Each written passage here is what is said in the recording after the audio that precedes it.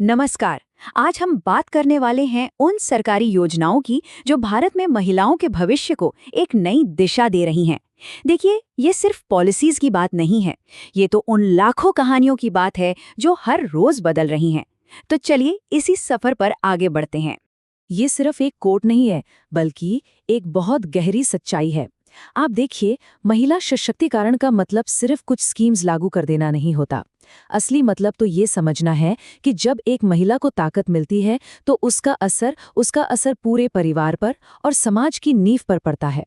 तो सवाल ये उठता है कि इस सोच को, इस विजन को असल में जमीन पर कैसे उतारा जाता है।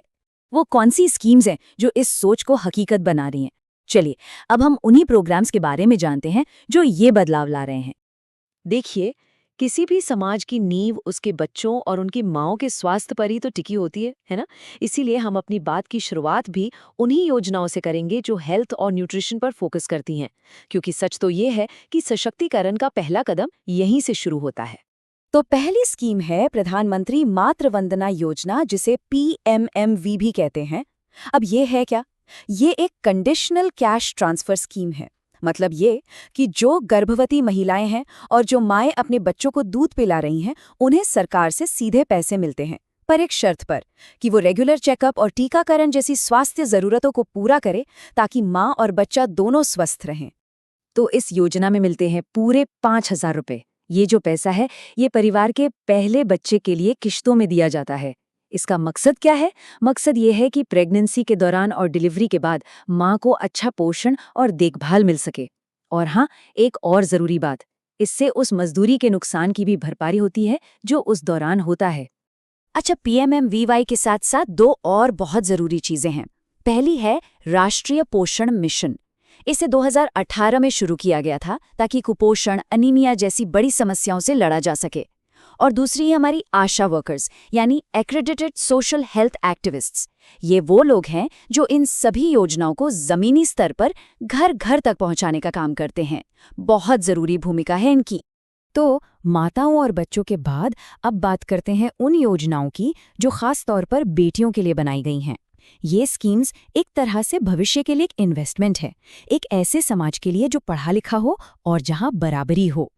बेटी बचाओ बेटी पढ़ाओ, ये नाम तो सबने सुना ही होगा। शायद सबसे मशहूर योजनाओं में से एक है ये। इसकी शुरुआत हुई थी 2015 में हरियाणा से। और हरियाणा से ही क्यों? क्योंकि 2011 की जनगणना के हिसाब से वहां बाल लिंगानुपात यानी चाइल्ड सेक्स रेशियो बहुत ही चिंताजनक था।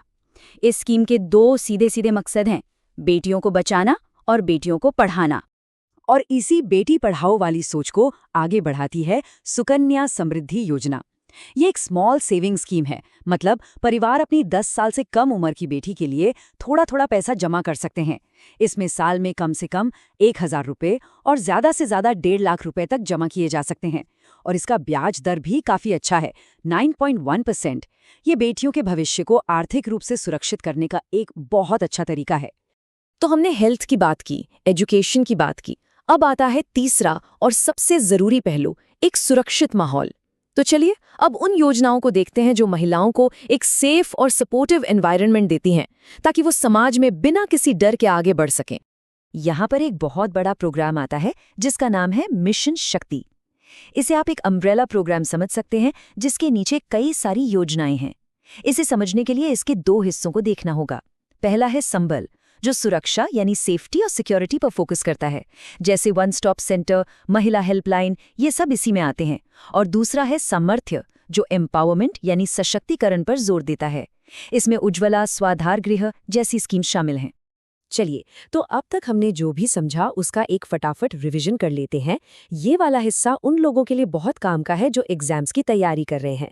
तो ध्यान से सुनिएगा, ये हैं सारे ज़रूरी पॉइंट्स। ये टेबल एक तरह से पूरे डिस्कशन का सार है। देखिए, PMVMY मतलब मातृत्व लाभ, पहले बच्चे के लिए 5,000 रुपये। BBP मतलब बाल लिंगानुपात में सुधार, 2015 में हरियाणा से शुरू।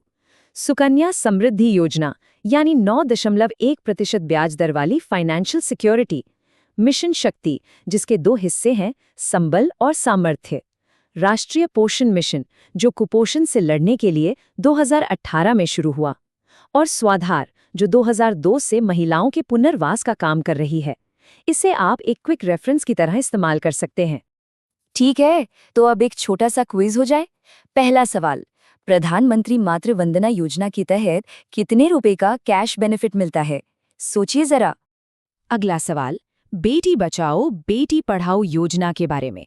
याद है, हमने बात की थी कि 2015 में इसे कहाँ से लॉन्च किया गया था? अच्छा, ये बताइए, संबल और सामर्थ्य ये दोनों किस एक बड़े मिशन के दो हिस्से हैं?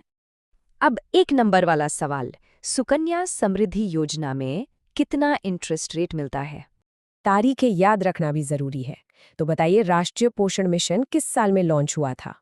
चलिए एक फुल फॉर्म हो जाए।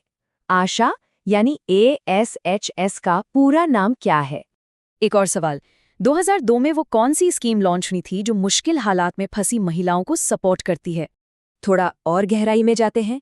स्वाधार गृह योजना मिशन शक्ति के किस हिस्से में आती है? संबल में या सामर्थ्य में? फिर से एक सवाल सुकन्या समृद्धि योजना से, इसमें 1 साल में ज्यादा से ज्यादा कितने पैसे जमा कर सकते हैं? और ये रहा हमारा आखिरी सवाल, PMVMY के तहत मिलने वाला मैटरनिटी बेनिफिट किन महिलाओं को नहीं मिलता है? यह शैक्षिक प्रस्तुति लॉजिक लैडर इंस्टीट्यूट द्वारा गर्व से प्रायोजित है।